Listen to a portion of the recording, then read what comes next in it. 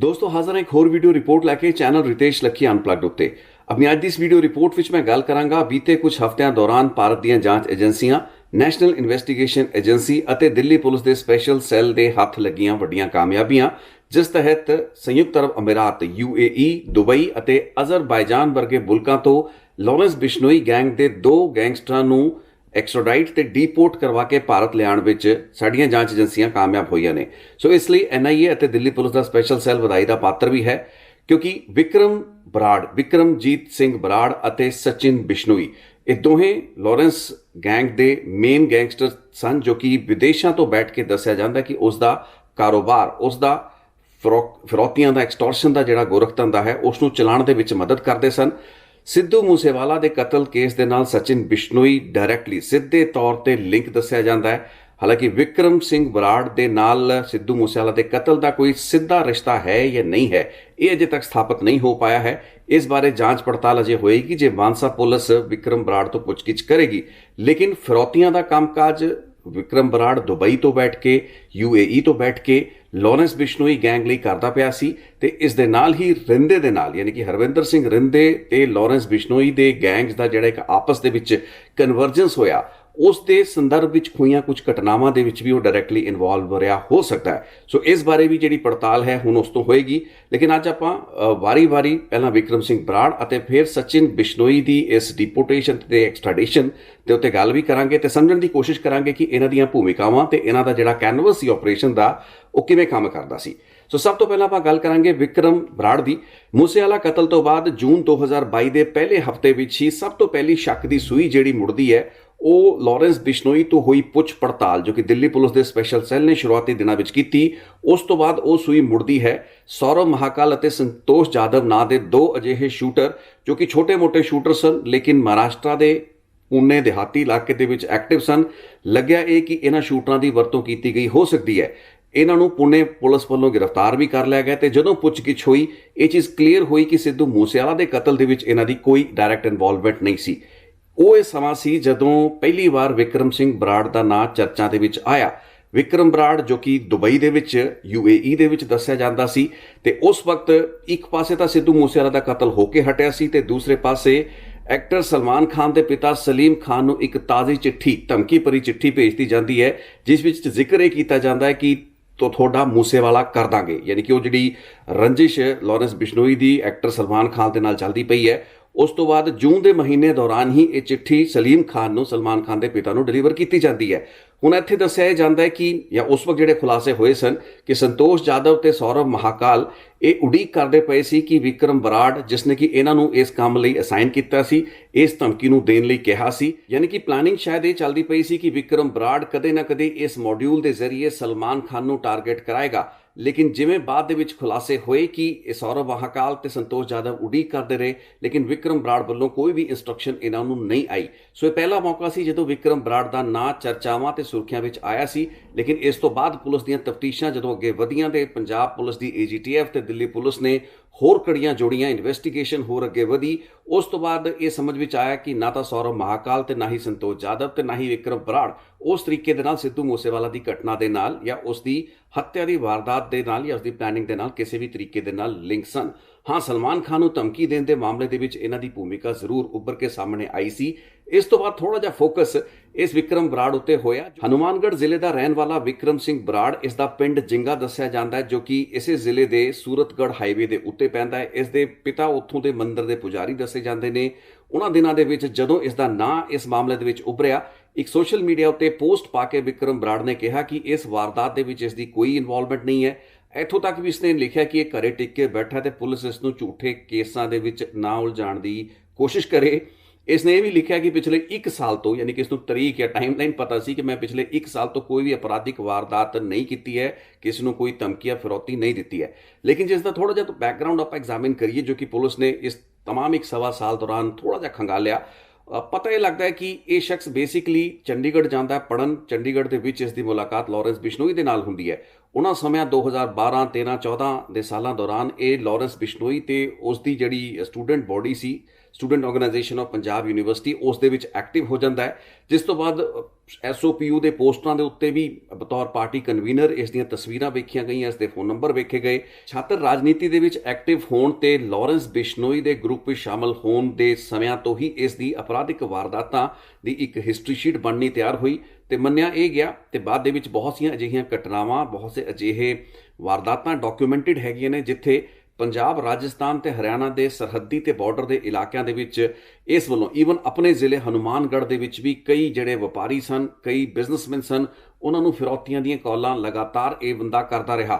ਸੋ 2015-16 ਤੋਂ ਬਾਅਦ ਇਹ ਮੰਨਿਆ ਜਾਂਦਾ ਕਿ ਇਹ ਸ਼ਖਸ ਅਪਰਾਧਿਕ ਯਾਨੀ ਕਿ ਆਰਗੇਨਾਈਜ਼ਡ ਕ੍ਰਾਈਮ ਦੇ ਵਿੱਚ ਆ ਚੁੱਕਾ ਸੀ। ਪੰਜਾਬ ਪੁਲਿਸ ਨੇ ਬੀਤੇ ਸਾਲ ਯਾਨੀ ਕਿ 2022 ਦੌਰਾਨ ਜਦੋਂ ਕਿ ਇੱਕ ਬਹੁਤ ਵੱਡਾ ਗੈਂਗ ਫੜਿਆ ਸੀ ਜਿਸ ਵਿੱਚ 11 ਗੈਂਗਸਟਰ, ਜਿਨ੍ਹਾਂ ਵਿੱਚੋਂ ਕਈ ਸ਼ਾਰਪ ਸ਼ੂਟਰ ਸ਼ਾਮਲ ਸਨ, ਉਹਨਾਂ ਨੂੰ ਫੜਨ ਦਾ ਦਾਅਵਾ ਜਲੰਧਰ ਦਿਹਾਤੀ ਪੁਲਿਸ ਨੇ ਕੀਤਾ। ਸੋ ਉਸ ਵਕਤ ਜਿਹੜੀ AGTF ਪੰਜਾਬ ਤੇ ਜਲੰਧਰ ਦਿਹਾਤੀ ਪੁਲਿਸ ਨੇ ਸਾਂਝੀ ਪ੍ਰੈਸ ਕਾਨਫਰੰਸ ਕੀਤੀ। ਉਹਨਾਂ ਨੇ ਦਾਅਵਾ ਇਹ ਕੀਤਾ ਸੀ ਕਿ 11 ਗੈਂਗਸਟਰ ਇਨਕਲੂਡਿੰਗ ਸਮ ਸ਼ਾਰਪ ਸ਼ੂਟਰਸ, ਜਿਨ੍ਹਾਂ ਵਿੱਚ ਮੁਹੰਮਦ ਯਾਸੀਨ ਅਖਤਰ ਏਲੀਅਸ ਜੈਜ਼ੀ ਪੂਰੇਵਾਲ ਸ਼ਾਮਲ ਸੀ ਤੇ ਉਸ ਦੇ ਨਾਲ ਇੱਕ ਹੋਰ ਲੰਬੀ ਚੌੜੀ ਲਿਸਟ ਸੀ ਜਿਸ ਵਿੱਚ ਅੰਕੁਸ਼ ਸੱਭਰਵਾਲ ਤੇ ਕਈ ਹੋਰ ਅਜਿਹੇ ਗੈਂਗਸਟਰ ਸ਼ਾਮਲ ਸਨ ਜੋ ਕਿ ਕਈ ਟਾਰਗੇਟਡ ਕਿਲਿੰਗਸ ਦੀਆਂ ਵਾਰਦਾਤਾਂ ਨੂੰ ਪਲਾਨ ਕਰ ਰਹੇ ਸਨ। ਪੰਜਾਬ ਪੁਲਿਸ ਤੇ ਜਲੰਧਰ ਦਿਹਾਤੀ ਪੁਲਿਸ ਦਾ ਉਸ ਵਕਤ ਦਾਅਵਾ ਇਹ ਸੀ ਕਿ ਉਹਨਾਂ ਨੇ 7 ਮਰਡਰ, 4 ਡਕੈਤੀ ਦੀਆਂ ਵਾਰਦਾਤਾਂ ਤੇ ਜੇਲ੍ਹ ਦੇ ਵਿੱਚੋਂ ਇੱਕ ਅਰੁਣ ਕੁਮਾਰ ਨਾਂ ਦੇ ਗੈਂਗਸਟਰ ਨੂੰ ਭਜਾਉਣ ਦੀ ਜਾਂ ਛੁਡਵਾਉਣ ਦੀ ਇੱਕ ਆਰਮਡ ਜਿਹੜੀ ਹਥਿਆਰਬੰਦ ਕੋਸ਼ਿਸ਼ ਸੀ ਉਸ ਨੂੰ ਨਾਕਾਮਯਾਬ ਕੀਤਾ ਹੈ ਇਸ 11 ਮੈਂਬਰੀ ਗੈਂਗ ਨੂੰ ਗ੍ਰਿਫਤਾਰ ਕਰਨ ਤੋਂ ਬਾਅਦ। ਉਸ ਖੁਲਾਸੇ ਦੇ ਵਿੱਚ ਦੂਸਰੀ ਵਾਰ ਜ਼ਿਕਰ ਆਉਂਦਾ ਹੈ ਵਿਕਰਮ ਬਰਾੜ ਦਾ ਤੇ ਦੱਸਿਆ ਜਾਂਦਾ ਹੈ ਕਿ ਦੁਬਈ ਤੋਂ ਬੈਠ ਕੇ ਲਾਰੈਂਸ ਬਿਸ਼ਨੋਈ ਗੈਂਗ ਲਈ ਇਸ ਪੂਰੇ ਦੇ ਪੂਰੇ 11 ਮੈਂਬਰੀ ਗੈਂਗ ਨੂੰ ਯਾਨੀ ਕਿ ਜਿਸ ਨੂੰ ਸਬ ਗੈਂਗ ਕਿਹਾ ਜਾ ਸਕਦਾ ਹੈ, ਪੰਜਾਬ ਦੇ ਵਿੱਚ ਹੋਰ ਕੋਈ ਨਹੀਂ ਬਲਕਿ ਵਿਕਰਮ ਸਿੰਘ ਬਰਾੜ ਹੀ ਹੈਂਡਲ ਕਰ ਰਿਹਾ ਸੀ। ਵਿਕਰਮ ਬਰਾੜ ਦੇ ਸੰਦਰਭ ਦੇ ਵਿੱਚ ਉਹ ਜਿਹੜਾ ਖੁਲਾਸਾ ਸੀ ਉਹ ਸਿਰਫ ਵਿਕਰਮ ਬਰਾੜ ਦੀ ਅਪਰਾਧਿਕ ਮਾਮਲਿਆਂ ਜਾਂ ਵਾਰਦਾਤਾਂ ਦੇ ਵਿੱਚ ਸ਼ਮੂਲੀਅਤ ਦੇ ਪੱਖੋਂ ਮਹੱਤਵਪੂਰਨ ਨਹੀਂ ਸੀ, ਬਲਕਿ ਤੁਹਾਨੂੰ ਯਾਦ ਹੋਵੇਗਾ ਕਿ ਉਸ ਵਕਤ ਮੈਂ ਇੱਕ ਰਿਪੋਰਟ ਵੀ ਬਣਾਈ ਸੀ ਜਿਸ ਵਿੱਚ ਲਾਰੈਂਸ ਬਿਸ਼ਨੋਈ ਅਤੇ ਹਰਵਿੰਦਰ ਰਿੰਦੇ ਦੇ ਗੈਂਗਸ ਦਾ ਇਕੱਠੇ ਆਣਾ ਯਾਨੀ ਕਿ ਇਹਨਾਂ ਦੇ ਵਿੱਚ ਜਿਹੜੀ ਸਿਨਰਜੀ, ਇਹਨਾਂ ਦੇ ਵਿੱਚ ਜਿਹੜੀ ਭਾਗੀਦਾਰੀ ਬਣਦੀ ਪਈ ਸੀ। ਹਰਵਿੰਦਰ ਰਿੰਦਾ ਕਿਤੇ ਤਾਂ ਜਿਹੜਾ ਬੰਬੀਹਾ ਗੈਂਗ ਦੇ ਨਾਲ, ਦਿਲਪ੍ਰੀਤ ਬਾਬੇ ਦੇ ਨਾਲ, ਸੁੱਖੇ ਦੁਣੇਕੇ ਦੇ ਨਾਲ ਜਾਂ ਫਿਰ ਹੋਰ ਅਜਿਹੇ ਸੁਖਪ੍ਰੀਤ ਬੁੱਢੇ ਵਰਗੇ ਗੈਂਗਸਟਰ ਸੀ, ਇਹਨਾਂ ਦੇ ਨਾਲ ਹਮੇਸ਼ਾ ਰਲ ਕੇ ਕੰਮ ਕਰਦਾ ਰਿਹਾ। ਲੇਕਿਨ ਇੱਥੇ ਇਸੇ ਬੰਬੀਹਾ ਗੈਂਗ ਦੇ ਧੁਰ ਵਿਰੋਧੀ ਗੈਂਗ ਯਾਨੀ ਕਿ ਲਾਰੈਂਸ ਬਿਸ਼ਨੋਈ ਦੇ ਗੈਂਗ ਦੇ ਨਾਲ ਹਰਵਿੰਦਰ ਰਿੰਦਾ ਕਿਵੇਂ ਸਿੰਥੇਸਾਈਜ਼ ਕਰਦਾ ਪਿਆ ਹੈ, ਕਿਵੇਂ ਇੱਕ ਹਾਈਬ੍ਰਿਡ ਜਿਹੜੀ ਅੰਡਰਵਰਲਡ ਦੇ ਵਿੱਚ ਡਿਵੈਲਪਮੈਂਟ ਹੋ ਰਹੀ ਹੈ, ਇਸ ਦੇ ਬਾਰੇ ਆਪਾਂ ਉਸ ਵਕਤ ਰਿਪੋਰਟ ਵੀ ਤੁਹਾਨੂੰ ਯਾਦ ਹੈ ਬਣਾਈ ਹੋਏਗੀ। ਉਹ ਜਿਹੀ ਘਟਨਾ ਸੀ ਜਿਸ ਦੌਰਾਨ ਇਹ ਜਿਹੜੇ 11 ਗੈਂਗ ਮੈਂਬਰ ਫੜੇ ਗਏ। ਇਹਨਾਂ ਖੁਲਾਸਿਆਂ ਤੋਂ ਬਾਅਦ ਵਿਕਰਮ ਬਰਾੜ ਬਾਰੇ ਹੋਰ ਕੋਈ ਵੱਡੀ ਚਰਚਾ ਪਿਛਲੇ ਕੁਝ ਮਹੀਨਿਆਂ ਦੌਰਾਨ ਸੁਣਨ ਨੂੰ ਜਾਂ ਦੇਖਣ ਨੂੰ, ਸਮਝਣ ਨੂੰ ਨਹੀਂ ਮਿਲੀ। ਹਾਂ, ਸਲਮਾਨ ਖਾਨ ਨੂੰ ਧਮਕੀ ਦੇਣ ਦੇ ਕੇਸ ਦੇ ਵਿੱਚ ਆਪਣੇ ਪੱਧਰ ਉੱਤੇ ਇਨਵੈਸਟੀਗੇਸ਼ਨ ਚੱਲਦੀ ਪਈ ਸੀ। ਇੱਕ ਹੋਰ ਜਿਹੜਾ ਖੁਲਾਸਾ ਫਰੀਦਕੋਟ ਪੁਲਿਸ ਵੱਲੋਂ ਕੁਝ ਸਾਲ ਪਹਿਲਾਂ ਕੀਤਾ ਗਿਆ ਸੀ, ਡੇਰਾ ਸੱਚਾ ਸੌਦਾ ਦਾ ਇੱਕ ਅਜਿਹਾ ਵਰਕਰ ਜੋ ਕਿ ਉਹਦਾ ਸਮਰਥਕ ਸੀ, ਜੋ ਕਿ ਸਾਲ 2015 ਦੀਆਂ ਪੰਜਾਬ ਦੇ ਕੋਟਕਪੂਰੇ, ਬਰਗਾੜੀ, ਬੁਰਜਵਾਰ ਸਿੰਘ ਵਾਲਾ ਦੇ ਵਿੱਚ ਹੋਈਆਂ ਬੇਦਬੀਆਂ ਦੇ ਕੇਸਾਂ ਦੇ ਵਿੱਚ ਇੱਕ ਐਕਿਊਜ਼ ਸੀ ਜਿਸ ਦਾ ਨਾਮ ਸ਼ਕਤੀ ਸਿੰਘ ਹੈ। ਪਹਿਲਾਂ ਵੀ ਆਪਾਂ ਸ਼ਕਤੀ ਸਿੰਘ, ਸੰਨੀ, ਰਣਜੀਤ ਨੀਲਾ ਇਹਨਾਂ ਦਾ ਜ਼ਿਕਰ ਕਈ ਰਿਪੋਰਟਾਂ ਦੇ ਸੰਦਰਭ ਵਿੱਚ ਕੀਤਾ ਹੈ। ਸ਼ਕਤੀ ਸਿੰਘ ਦੀ ਟਾਰਗੇਟਡ ਕਿਲਿੰਗ ਠੀਕ ਉਸੇ ਤਰਜ਼ ਦੇ ਉੱਤੇ ਹੋਣੀ ਸੀ ਜਿਵੇਂ ਕਿ ਡੇਰਾ ਪ੍ਰੇਮੀ ਪ੍ਰਦੀਪ ਸਿੰਘ ਕਟਾਰੀਆ ਦੀ ਪਿਛਲੇ ਸਾਲ ਹੋਈ।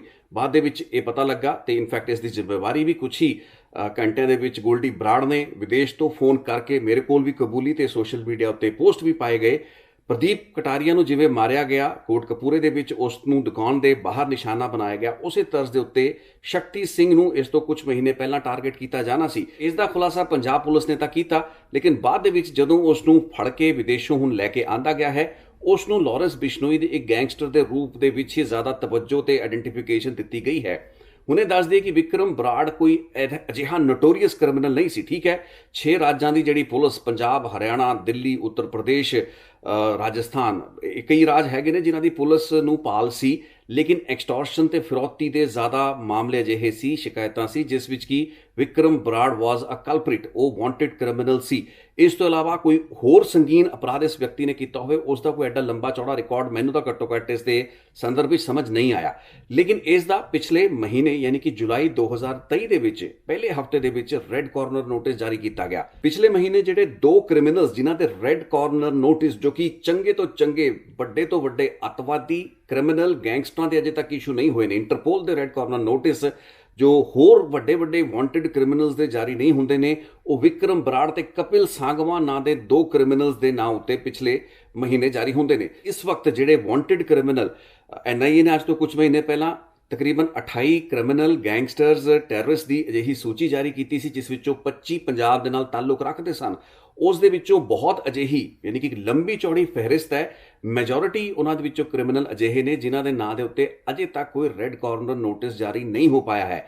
ਲਖਵੀਰ ਸਿੰਘ ਲੰਡੇ ਹਰੀਕੇ ਵਰਗੇ ਖਤਰਨਾਕ ਕ੍ਰਿਮੀਨਲ ਜਿਨ੍ਹਾਂ ਨੇ ਪੁਲਿਸ ਦੇ ਹੈੱਡਕੁਆਰਟਰਾਂ ਉੱਤੇ ਹਮਲੇ ਕਰਾਏ, ਆਰਗੇਨਾਈਜ਼ਡ ਟਾਰਗੇਟਿਡ ਕਿਲਿੰਗਸ ਨੂੰ ਅੰਜਾਮ ਦਿੱਤਾ, ਕਹਿ ਕੇ ਉਹਨਾਂ ਨੇ ਜ਼ਿੰਮੇਵਾਰੀਆਂ ਕਬੂਲੀਆਂ, ਉਸ ਦੇ ਨਾਂ ਉੱਤੇ ਅਜੇ ਤੱਕ ਕੋਈ ਰੈੱਡ ਕਾਰਨਰ ਨੋਟਿਸ ਜਾਰੀ ਨਹੀਂ ਹੋਇਆ ਹੈ। ਅਰਸ਼ਦੀਪ ਸਿੰਘ ਡਾਲਾ, ਜਿਸ ਨੂੰ ਇੱਕ ਇੰਡੀਪੈਂਡੈਂਟ ਟੈਰਰਿਸਟ, ਪ੍ਰੋਸਕ੍ਰਾਈਬਡ ਟੈਰਰਿਸਟ, ਅੱਤਵਾਦੀ ਘੋਸ਼ਿਤ ਕੀਤਾ ਗਿਆ NIA ਵੱਲੋਂ ਅੱਜ ਤੋਂ ਕੁਝ ਮਹੀਨੇ ਪਹਿਲਾਂ, ਉਸ ਦੇ ਨਾਂ ਦੇ ਉੱਤੇ ਅਜੇ ਤੱਕ ਕੋਈ ਰੈੱਡ ਕਾਰਨਰ ਨੋਟਿਸ ਜਾਰੀ ਨਹੀਂ ਹੋਇਆ ਹੈ। ਇਸ ਤੋਂ ਇਲਾਵਾ ਸੁਖਦੂਲ ਸਿੰਘ ਸੁੱਖਾ ਦੁਨੇਕੇ, ਸੰਦੀਪ ਨੰਗਲ ਅੰਬੀਆਂ ਤੇ ਕਈ ਹੋਰ ਵੱਡੀਆਂ ਹਾਈ ਪ੍ਰੋਫਾਈਲ ਕਿਲਿੰਗਸ, ਜਿਸ ਦੇ ਵਿੱਚ ਵਿੱਕੀ ਮਿੱਡੂ ਖੇੜਾ ਦੀ ਕਿਲਿੰਗ ਵੀ ਸ਼ਾਮਲ ਸੀ, ਉਸ ਦੇ ਨਾਂ ਦੇ ਉੱਤੇ ਵੀ ਅਜੇ ਤੱਕ ਰੈੱਡ ਕਾਰਨਰ ਨੋਟਿਸ ਜਾਰੀ ਨਹੀਂ ਹੋਇਆ ਹੈ। ਇਸ ਤੋਂ ਇਲਾਵਾ ਹੋਰ ਬਹੁਤ ਸੇ ਜਿਹੇ ਕ੍ਰਿਮੀਨਲਸ ਹੈਗੇ ਨੇ, ਗੈਂਗਸਟਰ ਹੈਗੇ ਨੇ, ਜਿਵੇਂ ਨਾਂ ਲੈਣੇ ਸ਼ੁਰੂ ਕਰਦਾ, ਹੈਰੀ ਚੱਠੇ ਤੋਂ ਲੈ ਕੇ ਦਰਮਨ ਕਾਲੋਂ ਤੋਂ ਲੈ ਕੇ ਬਹੁਤ ਅਜਿਹੇ ਨਾਂ, ਉਹਨਾਂ 25 ਜਿਹੜੇ ਨਾਂ ਦਿੱਤੇ ਗਏ ਸੀ NIA ਵੱਲੋਂ, 28 ਨਾਵਾਂ ਦੇ ਵਿੱਚੋਂ 25 ਜਿਹੜੇ ਪੰਜਾਬ ਦੇ ਸੀ, ਉਹਨਾਂ ਚੋਂ ਸਿਰਫ 4 ਅਜਿਹੇ ਕ੍ਰਿਮੀਨਲਸ ਤੇ ਗੈਂਗਸਟਰ ਨੇ ਜਿਨ੍ਹਾਂ ਦੇ ਨਾਂ ਉੱਤੇ ਰੈੱਡ ਕਾਰਨਰ ਨੋਟਿਸ ਜਾਰੀ ਹੋਏ ਨੇ।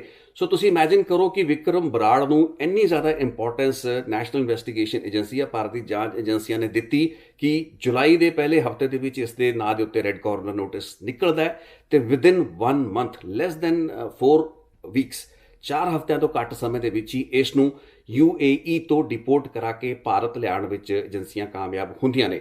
ਸੋ ਚਲੋ, ਚੰਗੀ ਗੱਲ ਹੈ, ਵਧਾਈ ਦੀ ਪਾਤਰ ਹੈ NIA। ਲੇਕਿਨ ਮੈਂ ਸਿਰਫ ਇੱਕ ਪੁਆਇੰਟ ਇਸ ਰਿਪੋਰਟ ਦੇ ਜ਼ਰੀਏ ਥਰੂ ਕਰਨਾ ਜ਼ਰੂਰ ਚਾਹੁੰਦਾ ਹਾਂ ਕਿ ਜਿਹੜੇ ਰੈੱਡ ਕਾਰਨਰ ਨੋਟਿਸ ਵੱਡੇ ਕ੍ਰਿਮੀਨਲਸ ਦੇ, ਆਪਾਂ ਡਰੱਗਸ ਦੇ ਕੰਟੈਕਸਟ ਦੇ ਵਿੱਚ ਵੀ ਪਿਛਲੇ ਕੁਝ ਰਿਪੋਰਟਾਂ ਵਿੱਚ ਜ਼ਿਕਰ ਕੀਤਾ ਕਿ ਬਹੁਤ ਜਿਹੜੇ ਵੱਡੇ ਡਰੱਗ ਲਾਰਡਸ ਹੈਗੇ ਨੇ, ਡਰੱਗ ਕਾਰਟਲ ਦੇ ਕਿੰਗ ਪਿਨਸ ਹੈਗੇ ਨੇ, ਉਹਨਾਂ ਦੇ ਨਾਂ ਉੱਤੇ ਰੈੱਡ ਨੋਟਿਸ ਜਾਰੀ ਨਹੀਂ ਹੁੰਦੇ। ਲੇਕਿਨ ਵਿਕਰਮ ਬਰਾੜ ਨੂੰ ਇੰਨੀ ਤਵੱਜੋ ਦਿੱਤਾ ਜਾਣਾ ਮੇਰੇ ਲਈ ਥੋੜੀ ਹੈਰਾਨੀ ਦੀ ਗੱਲ ਵੀ ਜ਼ਰੂਰ ਸੀ।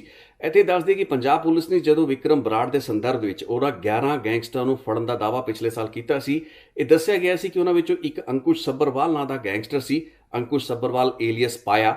ਇਹ ਅਜਿਹਾ ਗੈਂਗਸਟਰ ਸੀ ਜੋ ਕਿ ਵਿਕਰਮ ਬਰਾੜ ਦੇ ਨਕੋਦਰ ਵਿੱਚ ਸਥਾਪਿਤ ਕੀਤੇ ਗਏ IELTS ਸੈਂਟਰ ਦੇ ਵਿੱਚ ਇੱਕ ਸਟੂਡੈਂਟ ਸੀ। ਤੇ ਉਹ ਸਮਾਂ ਜਦੋਂ ਕਿ ਸੌਰਵ ਮਹਾਕਾਲ, ਉਹ ਜਿਹੜਾ ਗੈਂਗਸਟਰ ਮਹਾਰਾਸ਼ਟਰ ਪੁਣੇ ਦੇ ਵਿੱਚ ਫੜਿਆ ਗਿਆ, ਜੋ ਕਿ ਉਡੀਕ ਕਰ ਰਿਹਾ ਸੀ ਕਿ ਵਿਕਰਮ ਬਰਾੜ ਸਲਮਾਨ ਖਾਨ ਨੂੰ ਮਾਰਨ ਦਾ ਜਿਹੜਾ ਕੰਟਰੈਕਟ ਹੈ, ਕਹਿ ਲਓ, ਜਾਂ ਉਸ ਦੀ ਜ਼ਿੰਮੇਵਾਰੀ ਹੈ, ਉਸ ਨੂੰ ਦੇਗਾ, ਜੋ ਕਿ ਉਸਨੇ ਨਹੀਂ ਦਿੱਤੀ। ਉਹ ਸੌਰਵ ਮਹਾਕਾਲ ਜਦੋਂ ਪੰਜਾਬ ਵਿੱਚ ਆਉਂਦਾ ਹੈ, ਪੰਜਾਬ ਵਿੱਚ ਕਈ ਅਪਰਾਧਿਕ ਵਾਰਦਾਤਾਂ ਨੂੰ ਕਰਦਾ ਹੈ। ਲਾਰੈਂਸ ਬਿਸ਼ਨੋਈ ਗੈਂਗ ਦੇ ਨਾਂ ਦੇ ਉੱਤੇ ਸਾਰੀਆਂ ਵਾਰਦਾਤਾਂ ਕੀਤੀਆਂ ਜਾਂਦੀਆਂ ਨੇ। ਉਹ ਉਸ ਵਕਤ ਦੱਸਿਆ ਜਾਂਦਾ ਕਿ ਅੰਕੁਸ਼ ਸੱਬਰਵਾਲ ਦੇ ਕੋਲ ਰਹਿੰਦਾ ਹੈ ਤੇ ਉਸ ਨੂੰ ਪਨਾਹ ਵਿਕਰਮ ਬਰਾੜ ਵੱਲੋਂ ਹੀ ਉਹਨਾਂ ਸਮਿਆਂ ਦੇ ਵਿੱਚ ਦਿੱਤੀ ਜਾਂਦੀ ਹੈ।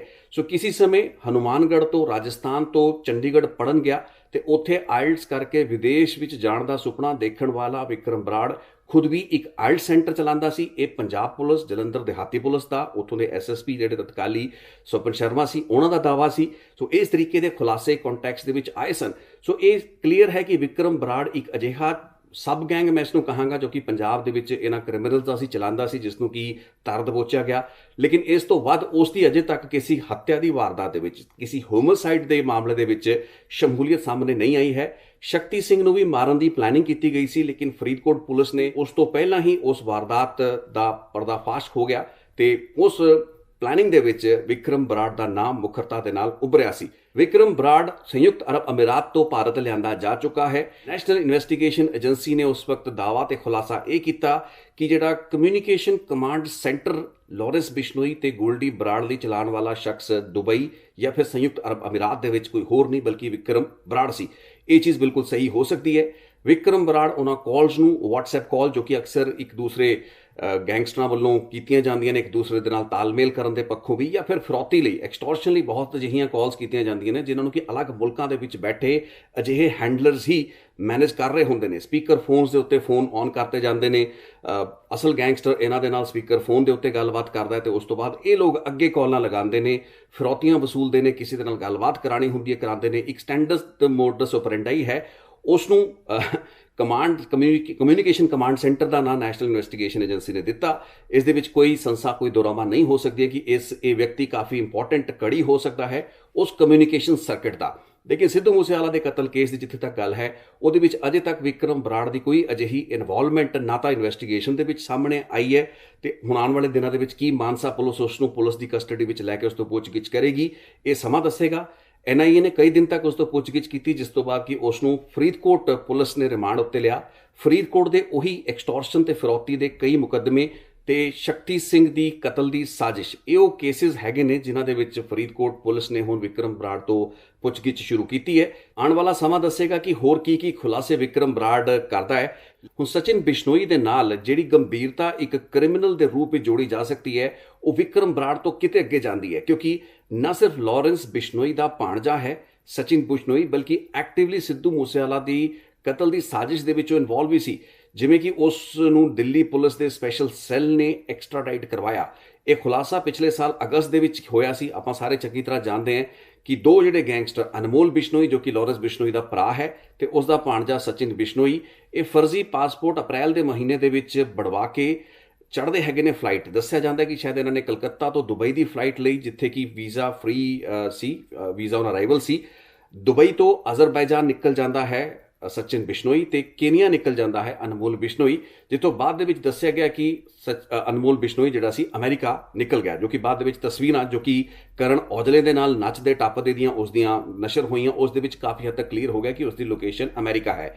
ਹੁਣ ਗੱਲ ਰਹੇਗੀ ਸਚਿਨ ਬਿਸ਼ਨੋਈ ਦੀ, ਜਿਸ ਨੇ ਕਿ ਪਿਛਲਾ 1 ਸਾਲ ਯਾਨੀ ਕਿ ਅਗਸਤ 2022 ਜਦੋਂ ਕਿ ਉਹ ਉੱਥੇ ਨਿਸ਼ਾਨਦੇਹੀ ਹੋ ਕੇ ਉਸ ਨੂੰ ਡਿਟੇਨ ਕਰ ਲਿਆ ਗਿਆ। ਇਸ ਤੋਂ ਬਾਅਦ ਅਜ਼ਰਬਾਈਜਾਨ ਦੀ ਅਦਾਲਤ ਦੇ ਵਿੱਚ ਐਕਸਟ੍ਰਾਡੀਸ਼ਨ ਦਾ ਜਿਹੜਾ ਕੇਸ ਸੀ ਸਚਿਨ ਬਿਸ਼ਨੋਈ ਨੇ ਲੜਿਆ, ਉਸ ਕੇਸ ਨੂੰ ਉਹ ਹਾਰ ਜਾਂਦਾ ਹੈ। ਐਪੀਲੇਟ ਕੋਰਟ ਦੇ ਤੋਂ ਉਸ ਨੂੰ ਰਾਹਤ ਨਹੀਂ ਮਿਲਦੀ, ਜਿਸ ਤੋਂ ਬਾਅਦ ਕਿ ਉਸ ਨੂੰ ਐਕਸਟ੍ਰਾਡਾਈਟ ਕਰਾ ਕੇ ਭਾਰਤ ਲਿਆਂਦਾ ਜਾਂਦਾ ਹੈ। ਦਿੱਲੀ ਪੁਲਿਸ ਦਾ ਸਪੈਸ਼ਲ ਸੈੱਲ ਜੋ ਕਿ ਕੁਝ ਮਹੀਨੇ ਪਹਿਲਾਂ ਦੀਪਕ ਬੌਕਸਰ ਨੂੰ ਵੀ ਮੈਕਸੀਕੋ ਤੋਂ ਇੱਕ ਬਹੁਤ ਹੀ ਵੱਡੇ ਵਿਆਪਕ ਆਪਰੇਸ਼ਨ ਦੇ ਤਹਿਤ ਡਿਪੋਰਟ ਕਰਵਾ ਕੇ ਵਾਪਸ ਲਿਆਇਆ ਸੀ, ਉਹ ਇਸ ਕੇਸ ਦੇ ਵਿੱਚ ਵੀ ਵਧਾਈ ਦਾ ਪਾਤਰ ਹੈ, ਠੀਕ ਉਸੇ ਤਰੀਕੇ ਨਾਲ ਜਿਵੇਂ NIA ਹੈ। ਸੋ ਸਚਿਨ ਬਿਸ਼ਨੋਈ ਦਾ ਆਣਾ ਤੇ ਆ ਕੇ ਜਿਹੜੇ ਉਹਨੇ ਖੁਲਾਸੇ ਦਿੱਲੀ ਪੁਲਿਸ ਦੇ ਸਪੈਸ਼ਲ ਸੈੱਲ ਦੇ ਸਾਹਮਣੇ ਕੀਤੇ ਨੇ, ਦੱਸਿਆ ਹੈ ਕਿ ਕਿਵੇਂ ਜਿਹੜਾ ਬੋਲੇਰੋ ਮੋਡਿਊਲ ਸੀ ਉਸ ਨੂੰ ਬੋਲੇਰੋ ਗੱਡੀ ਮੁਹੱਈਆ ਕਰਨ ਵਾਲਾ ਖੁਦ ਸਚਿਨ ਬਿਸ਼ਨੋਈ ਸੀ। ਉਸਨੇ ਤਾਂ ਇੱਥੋਂ ਤੱਕ ਕਿਹਾ ਕਿ ਪੂਰੀ ਦੀ ਪੂਰੀ ਜਿਹੜੀ ਸਾਜ਼ਿਸ਼ ਹੈ ਉਹ ਦੁਬਈ ਦੇ ਵਿੱਚ ਬੈਠ ਕੇ ਰਚੀ ਗਈ। ਕਾਫੀ ਹੱਦ ਤੱਕ ਇਹ ਗੱਲਬਾਤ ਠੀਕ ਹੈ, ਲੇਕਿਨ ਜਿਹੜੀ ਅਸਲ ਸਾਜ਼ਿਸ਼ ਸੀ ਉਹ ਤਾਂ ਕੈਨੇਡਾ ਤੋਂ ਬੈਠ ਕੇ ਗੋਲਡੀ ਬਰਾੜ ਨੇ ਰਚੀ, ਉਸ ਨੂੰ ਮਾਸਟਰਮਾਈਂਡ ਉਹਨੇ ਕੀਤਾ। ਅਲੱਗ-ਅਲੱਗ ਉਸਦੇ ਮੋਡਿਊਲ ਸੀ, ਸੈੱਲ ਸੀ, ਜਿਸ ਦਾ ਇੱਕ ਮੋਡਿਊਲ ਸਚਿਨ ਬਿਸ਼ਨੋਈ ਹੈਂਡਲ ਕਰ ਰਿਹਾ ਹੋ ਸਕਦਾ ਹੈ। ਸਚਿਨ ਬਿਸ਼ਨੋਈ ਦੀ ਇੱਕ ਭੂਮਿਕਾ ਜੋ ਕਿ ਸਿੱਧੂ ਮੂਸੇਵਾਲਾ ਦੇ ਕਤਲ ਤੋਂ ਬਾਅਦ ਉੱਭਰੀ ਸੀ, ਉਹ ਸੀ ਇੱਕ ਅਜਿਹਾ ਮਿਸਲੀਡਿੰਗ ਟੈਲੀਫੋਨ ਕਾਲ ਜੋ ਕਿ ਨਿਊਜ਼ 18 ਚੈਨਲ ਦੇ ਇੱਕ ਪੱਤਰਕਾਰ ਨੂੰ ਇਸ ਵੱਲੋਂ ਕੀਤਾ ਗਿਆ। ਤੁਹਾਨੂੰ ਯਾਦ ਹੋਏਗਾ ਕਿ ਸਿੱਧੂ ਮੂਸੇਵਾਲਾ ਦੇ ਕਤਲ ਤੋਂ ਬਾਅਦ ਜ਼ਿੰਮੇਵਾਰੀ ਤਾਂ ਗੋਲਡੀ ਬਰਾੜ ਲੈ ਚੁੱਕਾ ਸੀ, ਸਾਰੀ ਗੱਲਾਂ ਬਾਤਾਂ ਕਲੀਅਰ ਹੋ ਚੁੱਕੀਆਂ ਸੀ, ਲੇਕਿਨ ਇੱਕ ਫੋਨ ਉਸ ਵਕਤ ਆਇਆ ਜੋ ਕਿ ਨਿਊਜ਼ 18 ਚੈਨਲ ਨੂੰ ਸਚਿਨ ਬਿਸ਼ਨੋਈ ਕਰਦਾ ਹੈ, ਸਚਿਨ ਥਾਪਣ ਕਰਦਾ ਹੈ, ਜਿਸ ਵਿੱਚ ਉਸਨੇ ਨਾ ਸਿਰਫ ਜ਼ਿੰਮੇਵਾਰੀ ਕਬੂਲੀ, ਆ ਸਾਰੀਆਂ ਗੱਲਾਂ ਬਾਤਾਂ ਜੋ ਗੋਲਡੀ ਬਰਾੜ ਨੇ ਪਹਿਲਾਂ ਕਹਿ ਚੁੱਕਿਆ ਸੀ 2-3 ਦਿਨ ਪਹਿਲਾਂ ਮੇਰੇ ਨਾਲ, ਉਹ ਸਾਰੀਆਂ ਗੱਲਾਂ ਬਾਤਾਂ ਨੂੰ ਉਸਨੇ ਦੁਹਰਾਇਆ ਵੀ, ਲੇਕਿਨ ਉਸਨੇ ਉੱਥੇ ਇਹ ਗੱਲ ਕਹੀ ਕਿ ਜਿਹੜੀ ਸ਼ੂਟ ਆਊਟ ਹੋਇਆ ਯਾਨੀ ਕਿ ਸਿੱਧੂ ਮੂਸੇਵਾਲਾ ਨੂੰ ਕਤਲ ਕੀਤਾ ਗਿਆ, AK-47 ਉਹ ਆਪਣੇ ਹੱਥ ਦੇ ਨਾਲ ਚਲਾ ਰਿਹਾ ਸੀ। ਸੋ ਉਸ ਫੋਨ ਜੋ ਕਿ ਇਸ ਚੈਨਲ ਨੂੰ ਕੀਤਾ ਗਿਆ ਉਸ ਦੇ ਵਿੱਚ ਇਸਨੇ ਖੁਦ ਜ਼ਿੰਮੇਵਾਰੀ ਕਬੂਲੀ, ਜਿਸ ਦਾ ਮਕਸਦ ਸਿਰਫ ਇਸ ਮਾਮਲੇ ਦੀ ਪੜਤਾਲ ਨੂੰ ਗੁੰਮਰਾਹ ਕਰਨਾ ਸੀ। ਅਸਲ ਸ਼ੂਟਰਾਂ, ਅਸਲ ਜਿਹੜੇ ਕ੍ਰਿਮੀਨਲ ਸੀ, ਹਥਿਆਰੇ ਜਿਹੜੇ ਅਸਲ ਸੀ ਜਿਨ੍ਹਾਂ ਨੇ ਵਾਰਦਾਤ ਨੂੰ ਅੰਜਾਮ ਦਿੱਤਾ ਸੀ, ਉਹਨਾਂ ਤੱਕ ਪੁਲਿਸ ਛੇਤੀ ਨਾ ਪਹੁੰਚ ਸਕੇ। ਪਹੁੰਚਣਾ ਤਾਂ ਪੁਲਿਸ ਨੇ ਸੀ, ਲੇਕਿਨ ਜਿੰਨਾ ਹੋ ਸਕੇ ਗੁੰਮਰਾਹ ਮੀਡੀਆ ਦੇ ਜ਼ਰੀਏ ਕੀਤਾ ਜਾ ਸਕੇ, ਉਹ ਗੁੰਮਰਾਹ ਕਰਨ ਦੇ ਵਿੱਚ ਸਚਿਨ ਥਾਪਣ ਤੇ ਸਚਿਨ ਬਿਸ਼ਨੋਈ ਨੇ ਆਪਣੀ ਭੂਮਿਕਾ ਅਦਾ ਕੀਤੀ ਸੀ। ਹੁਣ ਉਹ ਸਾਰੀਆਂ ਗੱਲਾਂ ਬਾਤਾਂ ਨੂੰ ਮੰਨਦਾ ਪਿਆ ਹੈ। ਸਰਟਨਲੀ ਉਹ ਅਪ੍ਰੈਲ ਦੇ ਮਹੀਨੇ ਦੇ ਵਿੱਚ ਹੀ ਭਾਰਤ ਛੱਡ ਚੁੱਕੇ ਸੀ। ਸੋ ਜੇ ਪਹਿਲਾਂ ਭਾਰਤ ਛੱਡ ਚੁੱਕਾ ਸੀ, ਉਸ ਵਕਤ ਸਿੱਧੂ ਮੂਸੇਵਾਲਾ ਦੇ ਕਤਲ ਵੇਲੇ ਜਵਾਰ ਕੇ ਪਿੰਡ ਦੇ ਵਿੱਚ ਉਸ ਦੇ ਹੋਣ ਦਾ ਜਾਂ AK-47 ਨੂੰ ਆਪਣੇ ਹੱਥਾਂ ਦੇ ਨਾਲ ਚਲਾਉਣ ਦਾ ਕੋਈ ਮਤਲਬ ਹੀ ਨਹੀਂ ਪੈਦਾ ਹੁੰਦਾ ਸੀ। ਸੋ ਕਿਸ ਤਰੀਕੇ ਦੇ ਨਾਲ ਮੀਡੀਆ ਨੂੰ ਟੈਲੀਫੋਨ ਕਰਕੇ ਇਸ ਵਿਅਕਤੀ ਵੱਲੋਂ ਗੁੰਮਰਾਹ ਕੀਤਾ ਗਿਆ, ਇਨਵੈਸਟੀਗੇਸ਼ਨ ਨੂੰ ਮਿਸਲੀਡ ਕਰਨ ਦੀ ਕੋਸ਼ਿਸ਼ ਕੀਤੀ ਗਈ, ਲੇਕਿਨ ਪਿਛਲੇ ਹੀ ਸਾਲ ਵਿਦਿਨ ਫਿਊ ਵੀਕਸ ਪੰਜਾਬ ਪੁਲਿਸ ਦੀ AGTF ਨੇ ਕਲੀਅਰ ਕਰਤਾ ਸੀ ਕਿ ਇਹ ਜਿਹੜੇ ਚੈਨਲ ਨੂੰ ਬੇਵਕੂਫ ਬਣਾਉਣ ਦਾ ਕੰਮ ਸਚਿਨ ਬਿਸ਼ਨੋਈ ਨੇ ਕੀਤਾ ਹੈ, ਇਹ ਟੋਟਲੀ ਇੱਕ ਗਲਤ ਕੋਸ਼ਿਸ਼ ਸੀ ਤੇ ਇਸ ਇਨਵੈਸਟੀਗੇਸ਼ਨ ਨੂੰ ਭਟਕਾਉਣ ਦੀ, ਲੀਹ ਤੋਂ ਭਟਕਾਉਣ ਦੀ ਕੋਸ਼ਿਸ਼ ਸੀ ਜੋ ਕਿ ਸਚਿਨ ਬਿਸ਼ਨੋਈ ਨੇ ਕੀਤੀ। ਜਾਂਦੇ ਇੱਕ ਮੇਰੀ ਟਿੱਪਣੀ ਜ਼ਰੂਰ ਹੈ ਕਿ ਜਿਸ ਤਰਜ਼ ਉੱਤੇ ਵਿਕਰਮ ਬਰਾੜ ਵਰਗੇ ਅਜਿਹੇ ਕ੍ਰਿਮੀਨਲ ਜੋ ਕਿ ਕ੍ਰਿਮੀਨਲਸ ਹੈਗੇ ਨੇ, ਇਹਨਾਂ ਨੂੰ ਲਿਆ ਕੇ ਵਾਪਸ ਇਹਨਾਂ ਦੇ ਉੱਤੇ ਕਾਰਵਾਈ ਕਰਨੀ, ਅਦਾਲਤਾਂ ਦੇ ਵਿੱਚ ਇਹਨਾਂ ਨੂੰ ਸਜ਼ਾਵਾਂ ਦਿਵਾਉਣੀਆਂ ਜ਼ਰੂਰੀ ਹੈਗੀਆਂ ਨੇ। ਜੇ ਇਹਦਾ ਰੈੱਡ ਕਾਰਨਰ ਨੋਟਿਸ ਜਾਰੀ ਹੋ ਕੇ 3 ਹਫ਼ਤਿਆਂ ਦੇ ਵਿੱਚ ਇਸ ਨੂੰ ਐਕਸਟ੍ਰਾਡਾਈਟ ਕਰਕੇ ਡਿਪੋਰਟ ਕਰਾ ਕੇ ਭਾਰਤ ਵਿੱਚ ਲਿਆਂਦਾ ਜਾ ਸਕਦਾ ਹੈ, ਤਾਂ ਫਿਰ ਲਖਵੀਰ ਸਿੰਘ ਲੰਡਾ ਹਰੀਕੇ, ਅਰਸ਼ਦੀਪ ਡਾਲਾ, ਸੁਖਦੂਲ ਸੁੱਖਾ ਦੁਨੇਕੇ, ਗੌਰਵ ਪਟਿਆਲ, ਲੱਕੀ ਪਟਿਆਲ, ਇਹ ਚਾਰ ਜਿਹੜੇ ਵੱਡੇ ਕ੍ਰਿਮੀਨਲ ਹੈਗੇ ਨੇ ਤੇ ਇਸ ਤੋਂ ਇਲਾਵਾ ਵੀ ਪੂਰੀ ਕਈਆਂ ਦੇ ਮੈਂ ਨਾਂ ਪਹਿਲਾਂ ਵੀ ਲਏ ਹੈਗੇ ਨੇ। ਸੋ ਉਹਨਾਂ ਦੇ ਮੁਤਲਕ ਰੈੱਡ ਕਾਰਨਰ ਨੋਟਿਸ ਜਾਰੀ ਕਿਉਂ ਨਹੀਂ ਹੋ ਪਾ ਰਹੇ ਨੇ। ਸੋ ਇਸ ਰਿਪੋਰਟ ਨੂੰ ਵੀ ਮੈਂ ਇਸ ਸੁਨੇਹੇ ਦੇਣ ਲਈ ਹੀ ਵਰਤਣਾ ਚਾਹੁੰਦਾ ਸੀ, ਇਸੇ ਵਾਸਤੇ ਮੈਂ ਰਿਪੋਰਟ ਨੂੰ ਬਣਾਇਆ। ਨਹੀਂ ਤਾਂ ਮੇਰੀ ਕੋਈ ਆਪਣੀ ਪਰਸਨਲ ਰੁਚੀ ਨਹੀਂ ਸੀ ਕਿ ਮੈਂ ਵਿਕਰਮ ਬਰਾੜ ਜਾਂ ਸੰਜੀਤ ਬਿਸ਼ਨੋਈ ਦੇ ਉੱਤੇ ਗੱਲਬਾਤ ਕਰਾਂ। ਸੋ ਬੇਨਤੀ ਸਾਡੀ ਜਾਂਚ ਏਜੰਸੀਆਂ ਨੂੰ ਇਹੀ ਹੈ ਕਿ ਇਹ 4-5-6 ਕ੍ਰਿਮੀਨਲ ਜਿਹੜੇ ਹੈਗੇ ਨੇ, ਜਿਹੜੇ ਕਿ ਟੌਪ ਦੇ ਇਸ ਵਕਤ, ਚਾਹੇ ਉਹ ਆਰਗੇਨਾਈਜ਼ਡ ਕ੍ਰਾਈਮ, ਗੈਂਗਸਟਰ, ਫਿਰੌਤੀਆਂ ਦੀ ਵਸੂਲੀ ਦੇ ਪੱਖੋਂ ਜਿਹੜਾ ਕੰਮ ਇਸ ਵਕਤ ਪੰਜਾਬ ਵਿੱਚ ਹੋ ਰਿਹਾ ਉਸ ਪੱਖੋਂ ਹੈਗੇ ਨੇ, ਜਾਂ ਫਿਰ ਉਹ ਨਸ਼ੇ ਦੀ ਤਸਕਰੀ ਦੇ ਪੱਖੋਂ, ਇਹਨਾਂ ਦੇ ਰੈੱਡ ਕਾਰਨਰ ਨੋਟਿਸ ਜਿਸ ਦਿਨ ਹੋ ਜਾਣਗੇ ਤਾਂ ਹੀ ਮੰਨਾਂਗੇ ਕਿ ਜਾਂਚ ਏਜੰਸੀਆਂ ਨੇ, ਭਾਰਤ ਦੀਆਂ ਜਾਂਚ ਏਜੰਸੀਆਂ ਨੇ, ਸੁਰੱਖਿਆ ਏਜੰਸੀਆਂ ਨੇ ਆਪਣਾ ਕੰਮ ਜੋ ਉਹਨਾਂ ਦਾ ਬਣਦਾ ਸੀ ਕੀਤਾ। ਸੋ ਇਸੇ ਨੋਟ ਦੇ ਉੱਤੇ ਅੱਜ ਦੀ ਇਸ ਰਿਪੋਰਟ ਨੂੰ ਦਿੰਦੇ ਜੀ ਵਿਰਾਮ। ਤੁਹਾਡੇ ਕੋਈ ਕਮੈਂਟ, ਕੋਈ ਟਿੱਪਣੀ ਜਾਂ ਕੋਈ ਫੀਡਬੈਕ ਹੋਏ ਤੁਸੀਂ ਜ਼ਰੂਰ ਕਮੈਂਟ ਸੈਕਸ਼ਨ ਦੇ ਵਿੱਚ ਲਿਖੋ। ਬਹੁਤ ਬਹੁਤ ਧੰਨਵਾਦ। ਇੱਕ ਹੋਰ ਰਿਪੋਰਟ ਲੈ ਕੇ ਛੇਤੀ ਫੇਰ ਹੋਣਾ ਹਾਜ਼ਰ। Thank you so much for watching.